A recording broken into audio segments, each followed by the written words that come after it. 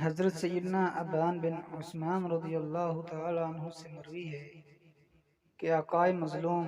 سرور معصوم حسن اخلاق کے پیکر نبیوں کے تاجور صلی اللہ علیہ وسلم نے فرمایا، جو شخص صبح شام تین مرتبہ یہ پڑھے گا تو اسے کوئی چیز نقصان نہ پہنچا سکے گی۔ بسم اللہ الذی لا یضر مع اسمہ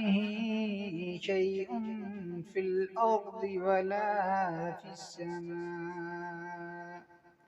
وهو السمیع العلیم۔ اللہ کے نام سے جس کے نام کی برکت سے زمین و آسمان کی کوئی چیز نقصان نہیں پہنچا سکتی، اور وہی سنتا اور جانتا ہے۔ حضرت سیدنا ابو ہریرہ رضی اللہ تعالی عنہ فرماتے ہیں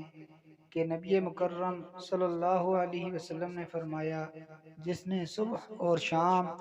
100 مرتبہ سبحان اللہ و بحمدہ پڑھا، قیامت کے دن اس سے افضل عمل لے کر آنے والا کوئی نہ ہوگا مگر وہ جو اس کی مثل کہے یا اس سے زیادہ پڑھے۔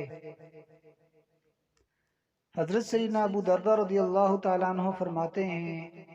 کہ جس نے صبح و شام 7 مرتبہ پڑھا، حسبی اللہ لا الہ الا هو علیہ توکلت وہو رب العرش العظیم، مجھے اللہ کافی ہے،